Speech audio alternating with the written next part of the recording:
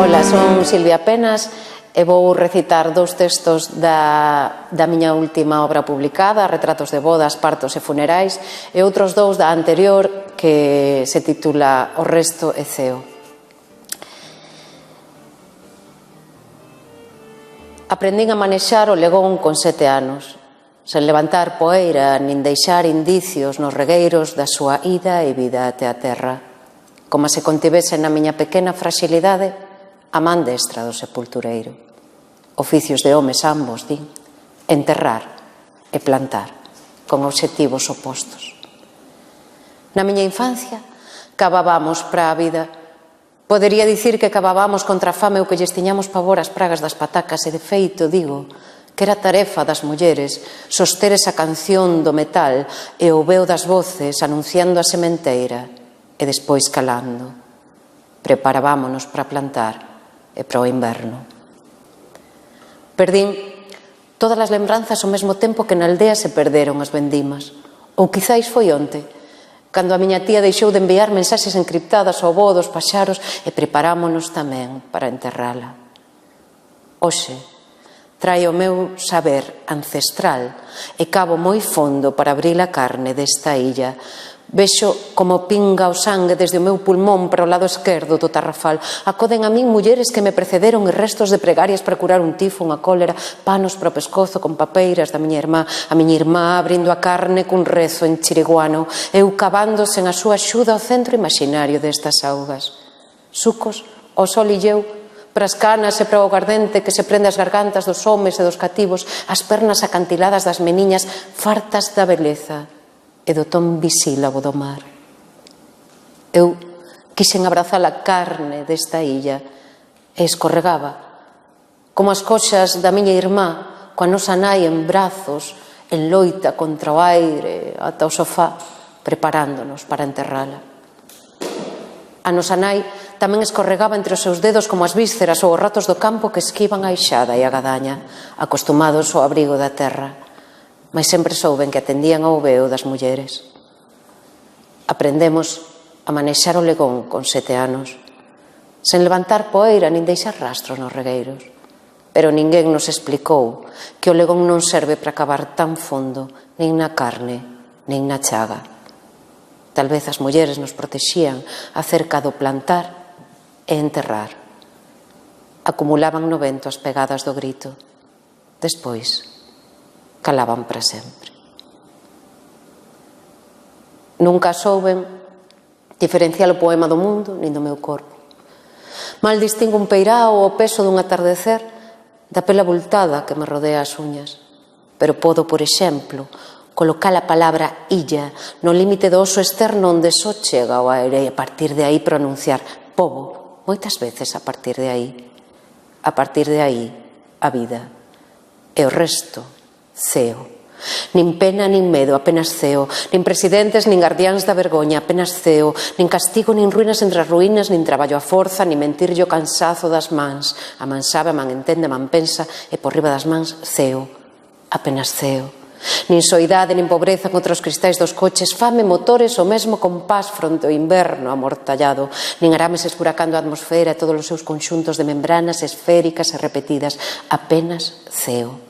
Nin o espolio das casas que un día, nin éxodo, nin desarraigo, non existe refuxio que poida pronunciarse sen pensar na morte.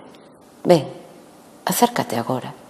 Entretece a túa tristeza na miña saia abanada polo desexo da chuvia. Non é a decisión dos deuses esta tumba de asfalto, rochas, poeira e nocturnidade premeditada. É apenas ceo, apenas ceo. Nin carencia, nin rastros daquela ira contra os pasos. Apenas ceo bañándonos de vento para baixar despois a brindar polo verán e o ceo. E a viaxe e o ceo. E a fraternidade e o ceo. E os povos e todos os rituais contra a seca e tamén o ceo. Nin o ouro de Roma caendo a cedo en riba das horas, nin as carruaxes con especies das Indias empoirando a catástrofe, nin o corno do elefante, nin o penúltimo alento do rinoceronte, apenas ceo.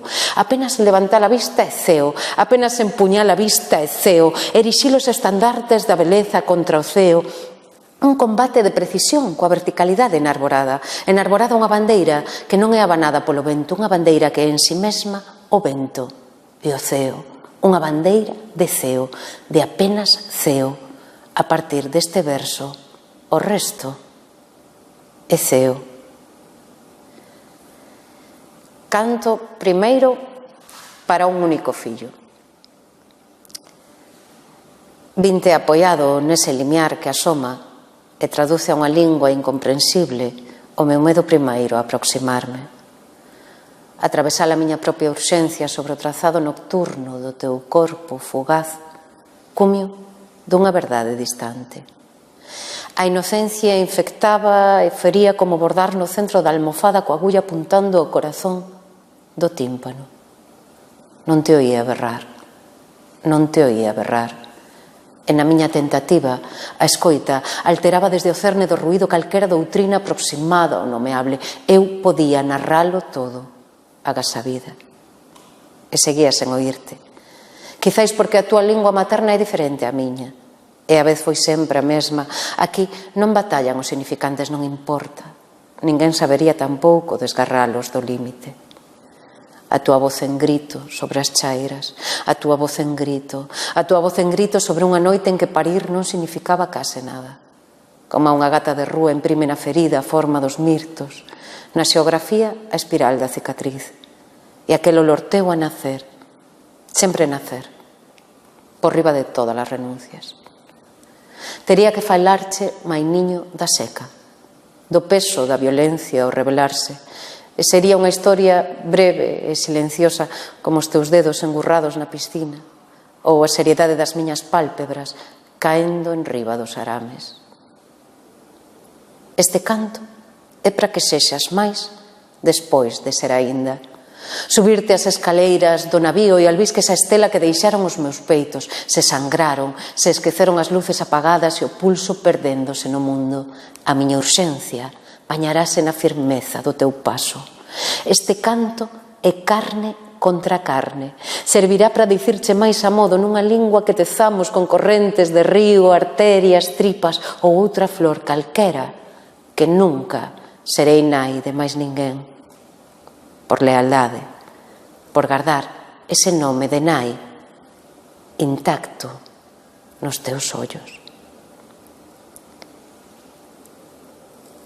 Emilia chorando. Emilia metendo a cabeza da filla no balde cheo de bágoas. Os ollos cravados na morte que acouga no fondo do balde, o pelo negro trincado na man. Emilia metendo a cabeza da filla no balde de bágoas. Emilia chorando as fervenzas do río, tinguindo de prata o manto do carnaval. Emilia apetrena a pel silenciosa, máis de 20 anos sen ser acariciada.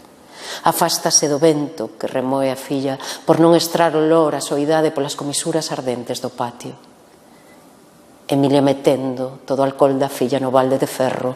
Emilia metendo toda a dor da filla no balde de ferro. Emilia metendo a cabeza da filla no balde de bágoas e o balde reborda. E Emilia chorando, amarrada ao amor que asolaga o balde, debruzada no etílico corpo dobrado da filla. Emilia chorando as bágoas da filla para enchelo balde. Emilia parindo 68 anos os fillos da filla, aleitando en sangue a filla da filla. Emilia mergullando violenta e precisa a cabeza da filla no balde de bágoas. E esa forza de nai infinita e terrible, se lle falla o pulso, sería a segunda filla afogada de Emilia. No intre exacto, Emilia ergue a cabeza da filla e volve chantala no balde co dominio preciso dun samurái. E as bágoas estradas. Emilia cargando no lombo co balde coa desolación da filla, a indixencia da filla pesando no peito dereito mancado de Emilia, as dúas chorando. Baleiran o balde nas ervas que medran na aira, mágoa desas bágoas que o verán trae a seca ata o pozo de Emilia. A filla arrastra a vergoña ata o chanzo primeiro, moi a modo, seguindo a raiola que o sol puxo no adro da casa da Emilia. E Emilia chorando. Emilia chorando.